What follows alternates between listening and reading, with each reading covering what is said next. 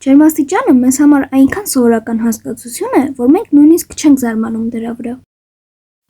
Եռացող ջրով թեյնիկը տաք է, սառնարանից հանած կացան սառը, բայց ի՞նչ է ջերմաստիճանը։ Դա բառերով բացատրելը այնքան էլ հեշտ չէ, սակայն սկզբից այս նկարը մեզ բավական կլինի։ Երբ տաք և սառը մարմինները շփվում են, ջերմությունը տաք մարմնից միշտ հոսում է սառը, տաք մարմնի ջերմաստիճանը նվազում է, իսկ սառը մարմինը մեծանում, այնքան մինչև նրանք հավասարվեն։ Մենք չափում ենք ջերմաստիճանը ջերմաչափի միջոցով։ Սովորական հեղուկ ջերմաչափները ունեն ջերմային ընդարձակման հատկություն։ Երբ ջերմաչափի հեղուկը տաքանում է, դրա ծավալը մեծանում է։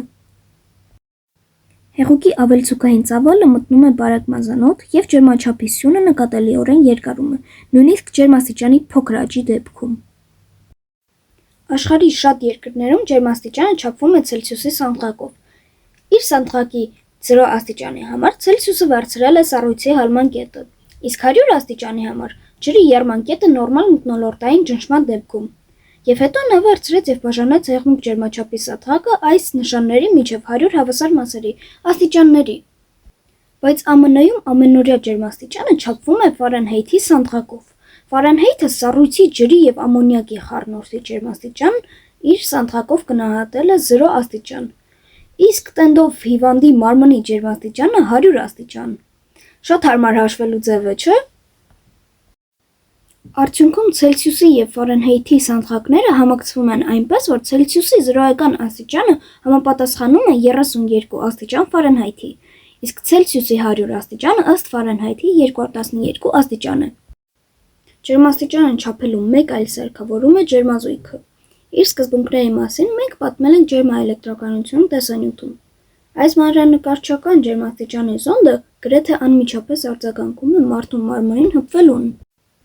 Այս զոնդը պաշտպանված է, մենք կարող ենք այն դնել տաք ջրով թերմոսի մեջ, բայց բարձր ջերմային հզորության շնորհիվ այն ավելի դանդաղ է արձագանքում։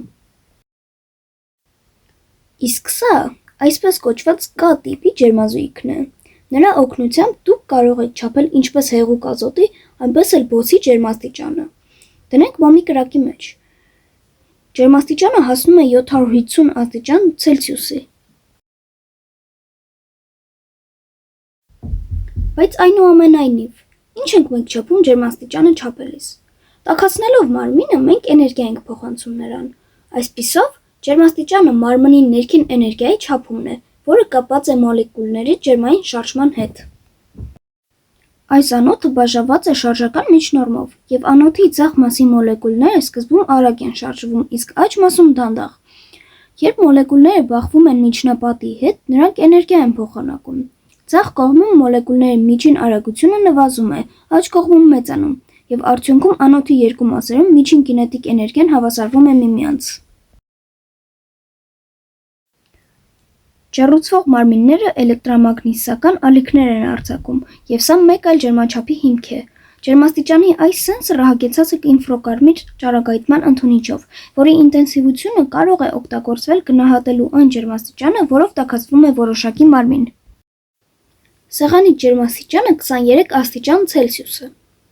Թերմոսի ջուրը դեռ բավականին տաք է, ինֆրակարմիր սենսորը դա հիանալի տեսնում է։ Իմ ձեռքը դրված էր սեղանի այս մասի վրա, և սենսորն անմիջապես ցույց է տալիս, որ այստեղ ջերմաստիճանն ավելի բարձր է, քան սեղանի մյուս մասերում։